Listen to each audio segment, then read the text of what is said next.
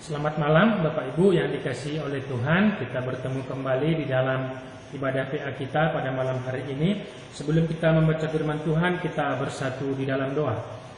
Bapa kami yang mengasihi kami dalam Kristus Yesus, kami bersyukur, berterima kasih sebab Engkau adalah Bapa yang baik di dalam hidup kami. Engkau menyertai, memelihara dan menjaga hidup kami sampai dengan hari ini di dalam kasih dan kemurahan-Mu. Oleh karena itu kami bersyukur dan berterima kasih kepadamu. Pada saat ini juga Tuhan, kami rindu Engkau memberkati kami dalam firman-Mu. Mari Engkau kuduskan hati dan pikiran kami. Dalam Kristus Yesus kami berdoa dan bersyukur. Amin. Bapak Ibu yang dikasihi Tuhan, tema kita pada malam hari ini adalah menghadirkan kerajaan Allah di tengah penderitaan. Yang diambil dari kitab Roma pasal yang kelima ayat 1 sampai dengan ayat yang ke-8. Roma pasal yang kelima ayat 1 sampai dengan ayat yang ke-8. Firman Tuhan berkata, sebab itu kita yang dibenarkan karena iman, kita hidup di dalam damai sejahtera dengan Allah oleh karena Tuhan kita Yesus Kristus. Oleh Dia kita juga beroleh jalan masuk oleh iman kepada kasih karunia ini. Di dalam kasih karunia ini kita berdiri dan kita bermegah dalam pengharapan akan menerima kemuliaan Allah. Dan bukan hanya itu saja, kita malah bermegah juga dalam kesengsaraan kita karena kita tahu bahwa kesengsaraan itu menimbulkan ketekunan, dan ketekunan menimbulkan tahan uji, dan tahan uji menimbulkan pengharapan. Dan pengharapan tidak mengecewakan karena kasih Allah telah dicurahkan di dalam hati kita oleh Roh Kudus yang telah dikaruniakan kepada kita. Karena waktu kita masih lemah, Kristus telah mati untuk kita orang-orang durhaka pada waktu yang ditentukan oleh Allah. Sebab tidak mudah seorang mau mati untuk orang benar, tapi mungkin orang yang baik, ada orang yang berani mati.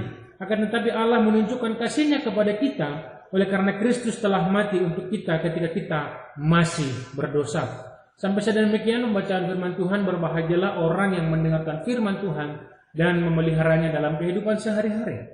Bapak Ibu, dalam bagian sebelumnya Paulus menjelaskan kepada kita di dalam kitab Roma pasal keempat bagaimana bahwa seorang Abraham, bapak orang percaya, dia dibenarkan oleh Allah. Dia dekat dengan Allah bukan karena perbuatannya, bukan karena usahanya, tapi karena apa? Dibenarkan oleh Allah karena dia beriman dan percaya kepada Allah. Jadi segala yang dilakukan oleh Abraham di dalam hidupnya dikatakan oleh Allah dianggap sebagai kebenaran di hadapan Allah. Dan bukan hanya untuk Abraham bagian itu dikatakan, tapi Paulus juga mengatakan bahwa kata-kata ini juga yang diperhitungkan itu bukan untuk Abraham saja, tetapi ditulis juga untuk kita dalam pasal 4 ayat 23 dan ayat 24. Jadi dalam pasal 5 Paulus mengingatkan karena kita sudah dibenarkan. Sebab itu, sebab apa? Sebab karena kita sudah dibenarkan oleh karena apa? Oleh karena iman kepercayaan kita kepada Kristus, bukan karena perbuatan yang kita lakukan di dalam hidup kita. Ketika kita mengandalkan perbuatan hidup kita untuk dibenarkan, maka selalu dalam hidup kita ada suatu kekhawatiran, ada suatu ketakutan, ada suatu pertanyaan. Apakah perbuatan saya ini sudah cukup, sudah mampu, sudah bisa membenarkan saya di hadapan oleh Allah? Tetapi ketika pembenaran itu langsung diberikan oleh Allah di dalam apa? Di dalam iman kepercayaan kita terhadap kasih Kristus, maka dikatakan oleh Paulus, kita hidup di dalam damai sejahtera. Tidak ada ketakutan, tidak ada kekhawatiran, tidak ada rasa gelisah. Karena apa? Allah sendiri yang menjamin akan membenarkan hidup kita. Allah sendiri yang memberikan jaminan bahwa kita sudah dibebaskan dari seluruh dosa kita. Karena apa? Karena Kristus yang mengerjakan di dalam hidupnya yang mau mati bagi kita. Jadi ketika kita beriman kepada Allah di dalam Kristus, maka pembenaran itu akan terjadi di dalam hidup kita. Bapak Ibu, sekarang ini banyak perusahaan sudah mengumumkan akan mem-PHK banyak karyawan dari perusahaan tersebut. Banyak sekarang karyawan merasa khawatir, merasa takut akan PHK. Karena apa? Dia tidak punya jaminan dalam hidupnya bahwa dia tidak akan di PHK. Karena apa? Tidak ada kemampuan walaupun dia berprestasi dalam pekerjaannya, walaupun dia gigih, dia baik, tapi tidak suatu jaminan bahwa dia akan dipertahankan dan tidak di PHK oleh perusahaan. Tetapi saya mendengar kesaksian seorang anak teman saya bahwa dia sudah diberikan garansi tidak akan di PHK oleh bosnya, perusahaannya, sehingga dia tidak perlu khawatir, tidak perlu takut. Karena apa? Pemilik perusahaan yang menggaransi, menjamin bahwa tidak akan dikeluarkan. Sehingga apa? Dia tidak perlu khawatir seperti teman-temannya yang lain. Dia tidak perlu takut seperti teman-teman. Dia merasa damai aja dalam hidupnya karena ada jaminan dari pemilik perusahaan bahwa dia tidak akan di PHK. Demikian juga halnya kita di hadapan Allah, Bapak Ibu yang dikasihi oleh Tuhan. Ketika kita mengandalkan, memperhitungkan segala kebaikan dan kemurahan kita, itu tidak serta-merta membuat kita damai sejahtera akan hidup kita. Tetapi ketika kita memegang apa yang dijanjikan oleh Allah, bahwa setiap orang percaya, setiap orang beriman, ada jaminan pengampunan, ada jaminan pembenaran, maka itu menjadi suatu kelegaan, damai sejahtera, sukacita bagi kita. Karena Allah sendiri, pemilik kerajaan surga, itu yang menjanjikan, memberikan jaminan bagi kita akan kehidupan kekal yang kita miliki. Oleh karena itu apa? Kita memiliki damai sejahtera dalam hidup kita.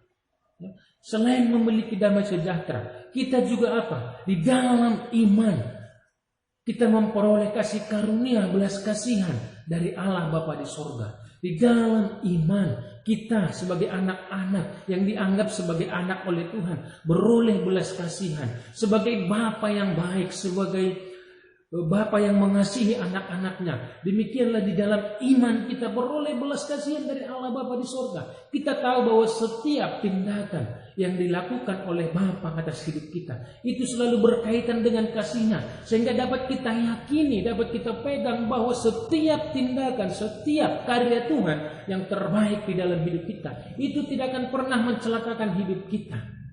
Makanya Paulus mengatakan, selain kita bermegah karena di dalam kemuliaan dan kasih karunia Tuhan, kita juga boleh bermegah di dalam kesengsaraan kita. Karena apa? Ketika kita beriman, kita dipersatukan dengan Kristus. Kita bukan hanya dipersatukan di dalam kerajaannya, di dalam kemuliaannya, tetapi juga kita dipersatukan di dalam penderitaannya, di dalam kematiannya, dan juga nanti dipersatukan di dalam kebangkitannya. Jadi semua hal yang dialami oleh Kristus di dalam iman kita, kita juga akan mengalami. Tetapi kita boleh bermegah di dalam segala penderitaan. Karena apa? Yang pertama, ada kasih Kristus yang menyertai. Ya. Di dalam penderitaan kita ada kuasa Tuhan yang memberikan pertolongan. Bukankah Tuhan sudah berfirman kepada kita dalam 1 Korintus 10 ayat 13, sebab pencobaan-pencobaan yang kita alami itu tidak akan pernah melebihi kekuatan, tidak akan pernah melebihi kemampuan kita. Tapi apa? Allah di dalam kuasanya, di dalam kasih-Nya memberikan jalan keluar, jalan memberikan pertolongan bagi kita. Makanya orang beriman, orang percaya itu tidak serta-merta hanya menerima berkat Tuhan saja yang dalam tanda kutip berkat yang baik, tetapi juga kita boleh menerima, bersyukur, bermegah di dalam berkat yang kita lihat sebagai penderitaan di dalam hidup kita. Karena apa? Di dalam penderitaan kita akan bertekun. Di dalam penderitaan kita akan merasa tahan uji, dan di dalam penderitaan kita pada akhirnya akan beroleh pengharapan, pengharapan akan kasih dan kuasa Tuhan. Penderitaan itu akan menolong kita untuk berjaga-jaga, sehingga ketika ada bahaya kita akan dapat tetap berdiri teguh.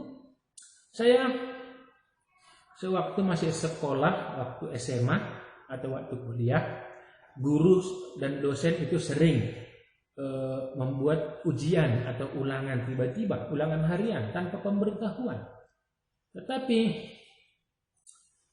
karena di awal sudah diperingatkan, di awal pembelajaran sudah diperingatkan, kita kadang akan melakukan ujian tanpa pemberitahuan, dan itu akan diperhitungkan. Tahu Bapak Ibu apa yang terjadi? Bagi saya itu adalah hal yang biasa. Karena apa? Saya belajar, hari lepas hari saya belajar, tetapi banyak teman-teman saya bersungut-sungut. Karena apa? Bapak ini mau ujian gak bilang-bilang. Kalau mau ujian bilang-bilang, itu namanya bukan ujian. Demikian juga dalam kehidupan kita Bapak Ibu. Kadang Tuhan memberikan tanda kutip penderitaan bagi kita. Untuk apa? Menolong kita. Supaya kita berjaga-jaga di dalam hidup kita. Supaya apa? Membuat kita selalu berpengharapan akan kasih karunia Tuhan di dalam hidup kita. Sehingga itu menolong kita kapanpun penderitaan datang, kapanpun kesusahan datang, kita akan tetap tahan berdiri kokoh, tahan uji. Itu yang dimaksudkan oleh Tuhan. Kita bermegah di sana. Karena di dalam penderitaan kita akan diuji kemurnian iman kita. Kita apakah tetap berpengharapan kepada Tuhan? Apakah kita akhirnya akan meninggalkan Tuhan? Ujian itu juga adalah kemuliaan. Penderitaan itu juga adalah kemegahan bagi kita. Karena apa? Kristus juga menderita. Kristus juga mengalami banyak penderitaan di dalam hidupnya. Maka kita juga tidak ada murid yang melebihi gurunya, kata Tuhan Yesus. Apa yang ku alami pasti akan engkau alami, kata Yesus kepada murid-muridnya. Karena dunia sudah menganiaya aku, maka dunia juga akan menganiaya kamu. Jadi Bapak Ibu, penderitaan itu bukan hal yang luar biasa bagi orang percaya. Dan itu juga akan sesuatu yang pasti akan tetap kita jalani. Menjadi orang percaya bukan membebaskan kita dari penderitaan. Tetapi menjadi orang percaya adalah apa? Membuat kita tahan uji, memiliki pengharapan di dalam Tuhan. Oleh karena itu apa? Sehingga penderitaan kita juga boleh menjadi penghiburan bagi orang lain. Paulus kepada suratnya jemaat di Korintus menuliskan, dia mengalami banyak penderitaan supaya apa? Dia memberikan penghiburan bagi orang yang menderita. Dia memberikan pertolongan jalan keluar bagi orang yang menderita. Bapak Ibu, saya pernah mendengar penghiburan di dalam keluarga yang kehilangan anaknya yang masih kecil, masih bayi. Kemudian ada sepasang suami istri memberikan kata penghiburan. Bapak masih bersyukur pernah merasakan bagaimana menjadi seorang ayah, karena sudah pernah memiliki anak yang lahir di tengah-tengah keluarga Bapak. Tapi kami, sampai sekarang kami belum memiliki anak. Maka kami tidak tahu bagaimana rasanya memiliki seorang anak. Tidak tahu rasanya bagaimana menjadi seorang orang tua. Penderitaan yang dia alami tidak memiliki anak, itu akhirnya menjadi penghiburan bagi orang-orang yang kehilangan anaknya. Itu yang juga dimaksudkan oleh firman Tuhan. Supaya apa? Melalui penderitaan yang kita alami, kita boleh menyatakan kasih.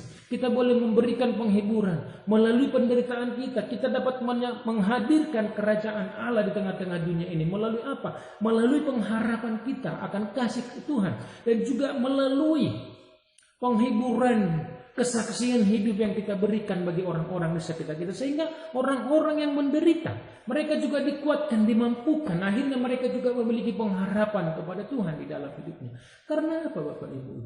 Yakin dan percayalah, Tuhan tidak akan pernah meninggalkan kita. Ayat 6 sampai dengan ayat 8. Waktu kita saja masih berdosa, belum menjadi anaknya, Yesus mau mati bagi kita. Apalagi sekarang kita sudah menjadi orang percaya, beriman di dalam Tuhan. Masakan Tuhan meninggalkan anaknya? Masakan Tuhan tidak mengasihi? Jika dulu engkau bukan anakku, engkau kukasihi. Apalagi sekarang engkau beriman kepadaku, engkau percaya kepadaku, dan engkau menjadi anak-anakku. Masakan aku tidak akan memberkati engkau, menolong engkau, menjaga engkau? Itu yang perlu kita pegang dalam hidup kita. Bahwa di dalam permasalahan, di dalam pergumulan kita, Tuhan yang waktu kita berdosa dia mau mati bagi kita. Apalagi sekarang ketika kita sudah dibenarkan. Apakah Allah juga tidak akan bertindak bagi kita? Ya. Paulus membandingkan, untuk orang benar mustahil ada orang mati. Adakah Bapak Ibu yang mau mati untuk membela kebenaran? Apalagi kita tidak mengenal mereka. Kita tahu seseorang yang ditindas. Hal kecil, kita tahu ada seorang di jalan raya ya, ditabrak. Mau nggak kita menolong, membela? Susah. Tapi mungkin kata Paulus, untuk orang baik ada orang mau mati. Ya, jika ada orang yang sudah baik bagi kita, sangat amat baik sepanjang hidup kita, ketika dia misalnya dipukuli orang, dihajar orang, kita mungkin mau dengan cepat menolong, membantu dia supaya dia bebas, supaya dia dilepaskan, supaya dia tidak dipukuli orang.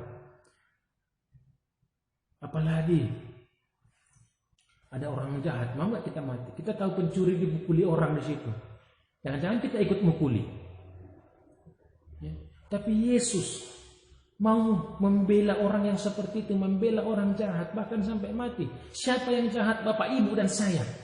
Kita orang jahat, tapi dibela oleh Allah. Waktu kita jahat aja sudah dibela dan dikasihi, apalagi sekarang sudah dibenarkan. Masakan Allah tidak menolong? Maka salah satu keyakinan yang kita pegang adalah apa? Kita selalu beriman, berpengharapan penuh, bergantung, berserah penuh, menggantungkan seluruh hidup kita kepada Tuhan. Sehingga apa? Dia menyatakan kasih karunia-Nya, menyatakan kemuliaan-Nya bagi kita. Maka akhirnya apa? Kita dapat menanggung semua pergumulan, kita dapat menanggung semua penderitaan yang kita alami, karena Tuhan mengasihi kita. Tuhan Yesus memberkati. Kita bersatu di dalam doa. Bapa di dalam surga, kami bersyukur Tuhan buat kebaikan-Mu di dalam hidup kami. Kadang kami ragu akan kasih Tuhan, tapi pada saat ini kami berdoa, Engkau meneguhkan, menguatkan hati pikiran kami. Pergumulan kami kadang menggeser Tuhan di dalam hidup kami. Oleh karena teguhkan dan kuatkanlah kami Tuhan. Dan hamba-Mu berdoa bagi seluruh jemaat-Mu, biarlah Engkau memberkati, sehingga mereka tetap berpengharapan penuh akan janji Tuhan di dalam hidup mereka. Dan gereja-Mu, kami merindukan untuk dibuka kembali. Biarlah Tuhan bekerja. Hal-hal yang kami harus persiapkan, biarlah Tuhan tolong mempersiapkannya dengan baik, sehingga kami dapat kembali beribadah di tengah-tengah gereja-Mu. Dalam Kristus Yesus kami berdoa dan bersyukur. Amin.